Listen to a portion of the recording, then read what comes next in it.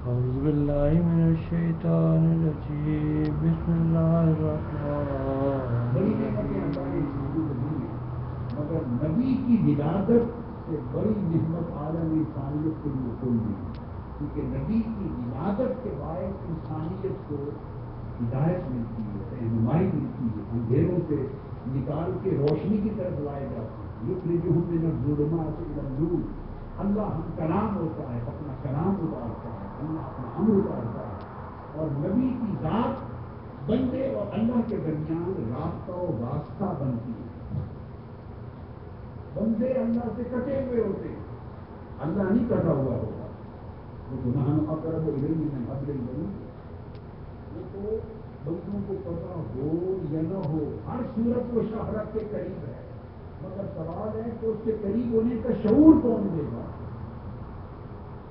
اس قرب کی جو لذتیں اور حلاوت ہیں، اس قرب کی جو برکتیں ہیں، اس قرب کی جو معرفت ہے، اس قرب کا جو ادراک ہے اور اس قرب کے فہم تک جو رسائی ہے، وہ کون دے گا؟ اللہ تعالیٰ یہ رسائی، یہ معرفت اور یہ سوجھ بوجھ اپنے نبی کے ذریعے رکھا۔ وہ رب ہے، بندے کا خالق ضرور ہے، مگر اپنے عام بندوں سے ہم کلام نہیں ہوتا۔ اللہ کبھی اپنے بندے سے کلام نہیں کرتا، عام بندوں سے کلام نہیں کرتا۔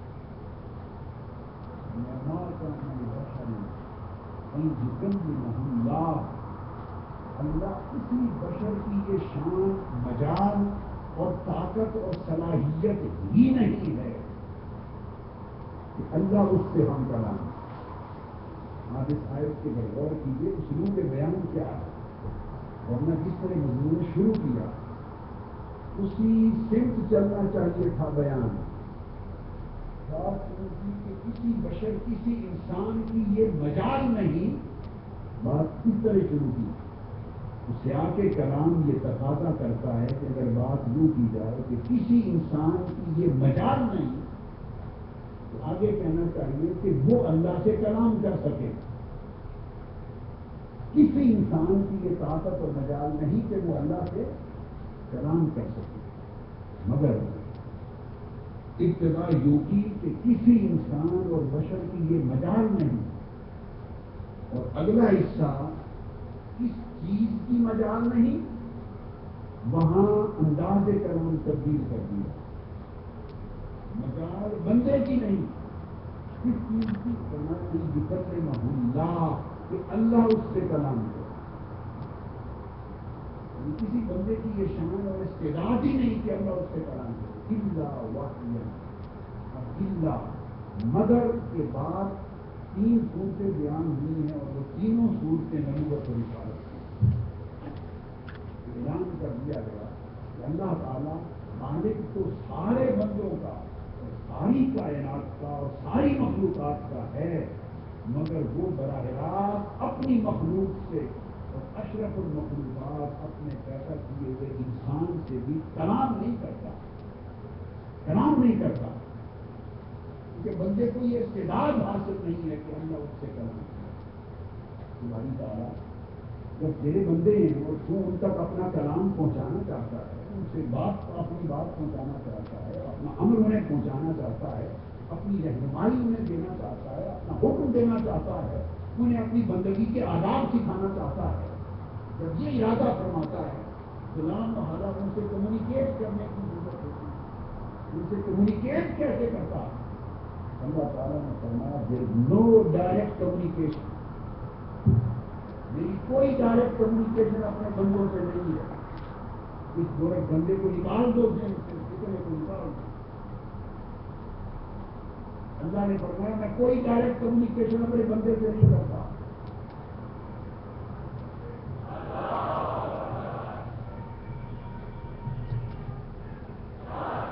پھر کیا کرتا ہوں؟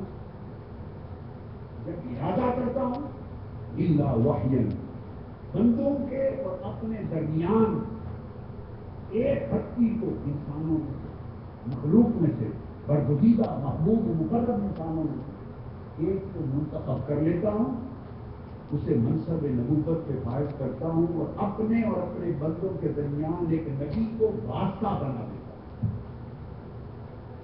واسطہ بنانا اللہ کی سنت ہے، وسیلہ قائم کرنا اللہ کی سنت ہے. اللہ اپنی مخلوق سے اپنی کمیونیکیشن کے لیے اپنی نبی کو راستہ مقرر کرتا. حالانکہ وہ واسطے اور وسیلے کا محتاج نہیں. چاہے بغیر واسطے کے کلام کرنا وہ قادر مطلق ہے, محتاج نہیں ہے, قادر مطلق ہے. مگر اس کی سنت یہ نہیں ہے کہ وہ ڈائریکٹ کمیونیکیٹ کرے. وہ کرتا ہے پیغمبر کے ذریعے, نبی کے ذریعے, رسول کے ذریعے, اور جس سے وہ کلام کر لے وہ نبی ہو جاتا ہے. اس کے کلام کی شان بھی دیکھیے کیا. باری تعالیٰ کو اپنے بندوں سے خود کلام کیوں نہیں کرتا؟ نہیں والی بات.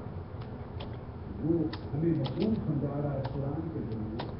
اس لیے ہر بندے سے کلام نہیں کرتا کہ میرا کلام کوئی تمہارے کلام جیسا نہیں. اللہ کا کلام ہے جس سے میں مخاطب ہو جاؤں اور جس سے میں کلام کر لوں. اور تم بلاتے ہو نا, بھائی بات سن, ارے یہ بات لے, یہ پیغام لے, میری بات سن, میرے قریب آ, ذرا یہ کہنا مان, یہ پیغام پہنچا دے. جس سے میں بلا کے اس سے بات کر لوں, میری بات کرنے سے وہ نبی ہو جاتا ہے. اللہ جس سے کلام کرتے وہ نبی ہے. اب اس کلام کی شکل کبھی لوگ کو نبی کہتا ہے, کبھی لوگ سے رسول کرتا ہے, کبھی فرشتہ بھیج کے کلام کرتا ہے, کبھی وحی کے ذریعے کلام کرتا ہے, کبھی من وراء حجاب, کبھی پردے کے پیچھے طور کی چوٹی پر حضرت موسیٰ سے کلام کرتا ہے, کبھی فرشتہ بھیج کر ہر نبی اور رسول سے کلام کرتا ہے. 3 صورتیں بتائیں اس میں کلام کرنا. فرشتہ بھیج کر کلام کرنا ہر نبی کے لیے ثابت ہو. ہر نبی کی طرف فرشتہ بھیجا کرنا یہ طریقہ نہیں آ گیا. پھر فرمایا من وراء حجاب. ایک طریقہ یہ ہے کہ پردے کے پیچھے سے کلام کرتے ہیں, جلوہ نہیں کراتا, بات سناتا. تو پردے سے پیچھے جس سے کلام کیا وہ موسیٰ ہو گئے, وہ موسیٰ ہو گئے. فرشتہ بھیج کر جس سے کلام کیا وہ حضرت آدم سے لے کے حضرت عیسیٰ تک سب پیغمبر ہو گئے. ہر ایک سے فرشتے کے ذریعے کلام کیا. تو 2 صورتیں ہو گئی. اب تیسری صورت بیان فرمائی الا وحیا, یہ اس سے بات کرتا ہے. تو پردے کے پیچھے سے بات کرنا بھی مراد یہاں نہیں ہو سکتا کیونکہ اس کا ذکر الگ آ گیا من وراء حجاب. اور فرشتے کے ذریعے بات کرنا یہ بھی الا وحیا کا معنی نہیں ہو سکتا کیونکہ رسول فرشتہ بھیج کر کلام کرنے کا بھی اسی آیت میں ذکر الگ آ گیا ہے. جب بذریعہ فرشتہ کلام کرنے کا ذکر بھی آ گیا, پردے کے پیچھے سے کلام کا ذکر بھی آ گیا, تو پھر جو کہا کہ بات کرتا ہوں وہی بھیجتا ہوں, یہ بغیر واسطے اور بغیر حجاب سے کلام کرتا ہوں. یہ کس سے کیا؟ تو صرف ایک ذات ہے جس کا نام مصطفیٰ.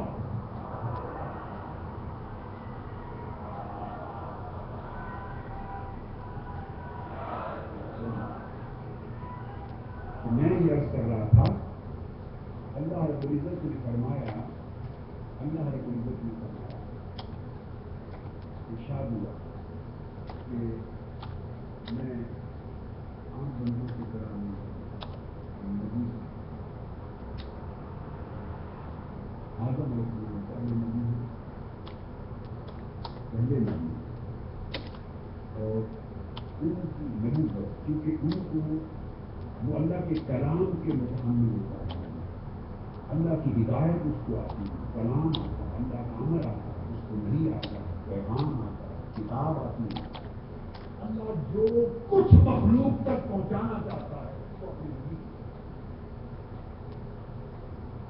اور نبی کو حکم ہوتا ہے کہ وہ زبان نبوت اور زبان رسالت کے ذریعے آگے بلاغ ابلاغ کر دے, امت کو پہنچائے.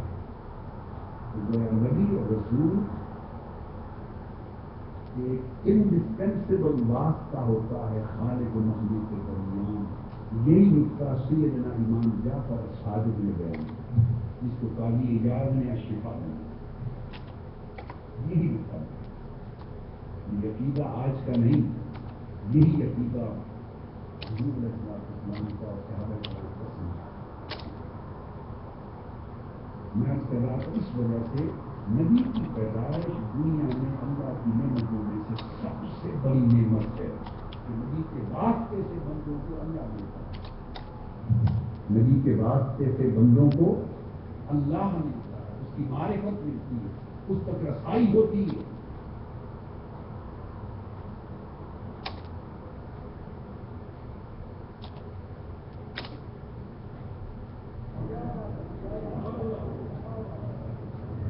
لہذا یہ کوئی مذاق نہیں ہے. جس نے کلمہ پڑھ لیا اس کے بارے میں کہہ دیا کہ مومن ہو گیا. نہیں, کلمہ مدینہ کے آراب بھی پڑھتے تھے, انہوں نے دعویٰ کیا ہم مومن ہو گئے. قرآن کی آیت اٹھی لا تقولوا آمنا, خبردار. نماز بھی پڑھتے تھے حضور کے پیچھے. ارے آپ کی کیا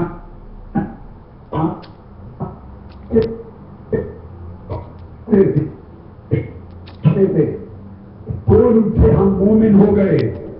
قرآن کی آیت اتری خبردار, ابھی یہ نہ کہو کہ مومن ہو گئے. قولوا اسلمنا, یہ کہو کہ ہم اسلام لے آئے. ابھی اسلام کی بات کرو اور مومن نہ کہو. لما يدخل الایمان فی قلوبکم, ایمان ابھی تمہارے دلوں کی زمین میں بولا نہیں گیا. ابھی ایمان دلوں میں نہیں آیا. تو ایمان کے لیے ایک فضا چاہیے, اور اس فضا میں سوئل محبت کی ہو, آب و ہوا ادب کی ہو. محبت اور ادب مل جائیں تو تشکیق ختم ہو جاتی ہے. شک نہیں رہتا, وہم نہیں رہتا, گمان نہیں رہتا. ایمان سے یا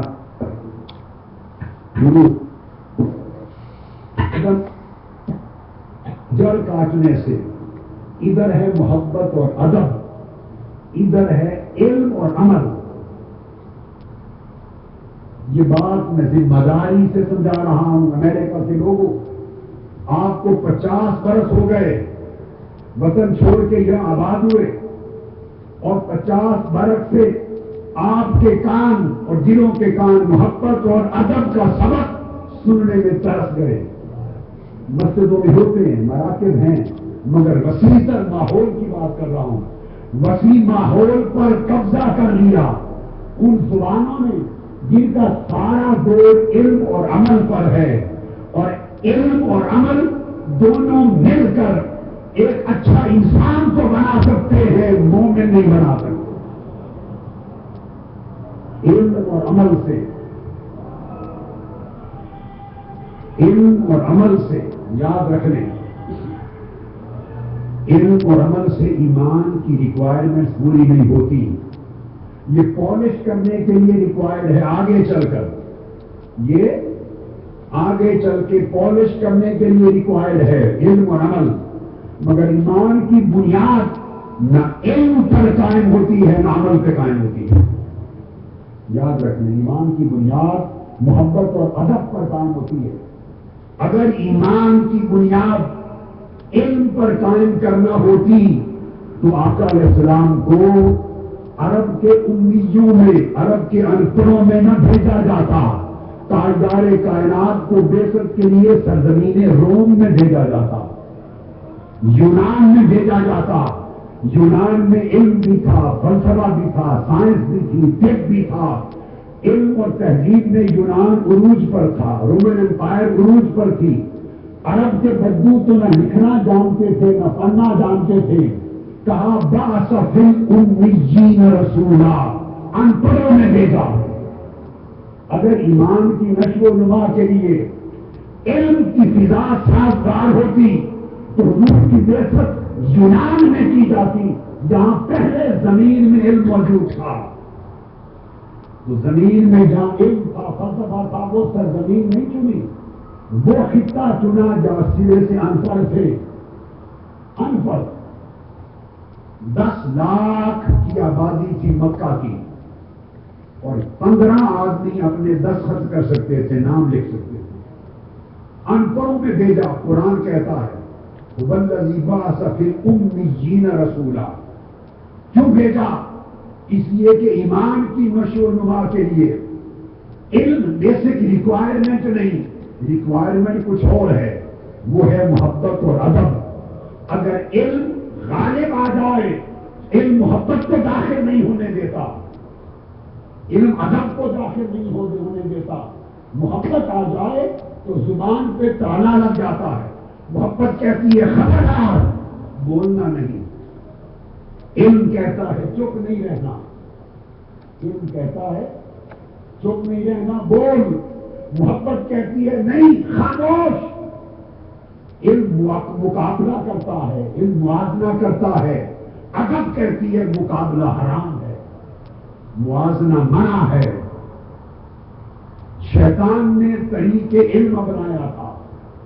جب حکم ہوا اسجدوا لآدم، آدم کو سجدہ کرو، شیطان علم بول اٹھا. علم بول اٹھا لم اکن اسجد لبشر، میں اس بشر کو سجدہ کیسے کروں. یہ جملہ بولیے کہاں سے نکل رہا تھا؟ یہ کہاں سے نکلا جملہ؟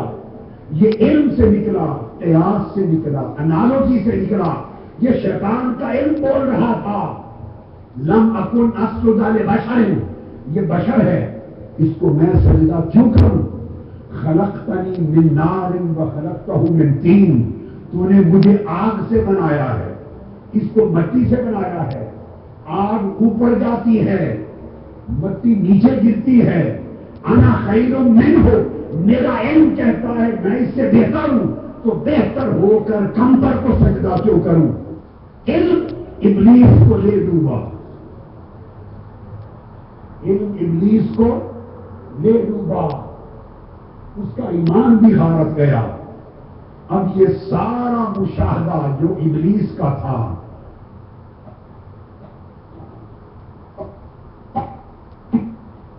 دیکھ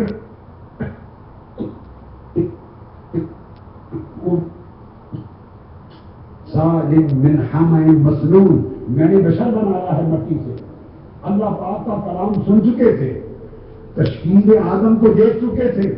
وہی کچھ ابلیس نے دیکھا تھا، وہی کچھ ملائکہ نے دیکھا تھا. اور ابلیس کا علم بول اٹھا کہ سجدہ نہیں کرتا. ملائکہ نے سوال بھی کیا کہ باری تعالیٰ کیسے خلیفہ بنایا ہے ایسے شخص کو. تو پتہ چلا علم ادھر بھی تھا، علم ادھر بھی تھا، مگر ابلیس نے فیصلہ علم سے کرنا چاہا. خدا نے مردود بنا کے نکال دیا، شیطان کر دیا. اور جب فرشتوں کی باری آئی، ان کے سوال کے جواب رب نے فرمایا انی اعلم ما لا تعلمون. چپ کرو، اور باتیں بھی ہیں، میں جانتا ہوں تم نہیں جانتے. آدم کو خلافت دینے کے اور سبب بھی ہیں، میں جانتا ہوں، بولیے تم نہیں جانتے. اب میں ایک سوال کرتا ہوں، اللہ کا جواب ہے قرآن میں جانتا ہوں تم نہیں جانتے. 2 آدمی بٹھا دیں، ایک پہ کرے علم، ایک پہ کرے محبت. ایک نیرا عاشق محبت والا، ایک نیرا عالم علم والا. اور یہ جواب دونوں کو دے میں جانتا ہوں تم نہیں جانتے، بولے کون مانے گا؟ جواب دے کون مانے گا؟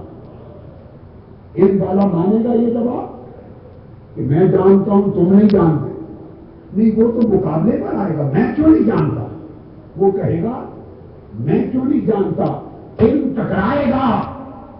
اور جو محبت والا محبوب کا جملہ سن کے میں جانتا ہوں تم نہیں جانتا، وہ سر جھکائے گا. شیطان اکڑ گیا، فرشتے گر گئے، وہ لعین ہو گیا، فرشتے مکرم ہو گئے.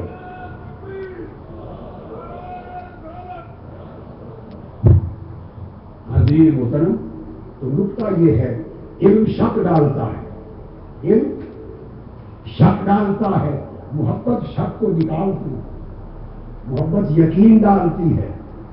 علم اکڑ پیدا کرتا ہے، ایروگنس پیدا کرتا ہے، علم برابری پیدا کرتا ہے، محبت جھکاتی ہے، تواضع کرتی ہے، علم سوچتا ہے یہ کروں یا نہ کروں، محبت مجنو کے کتوں کے پیر بھی جماتی پھرتی ہے،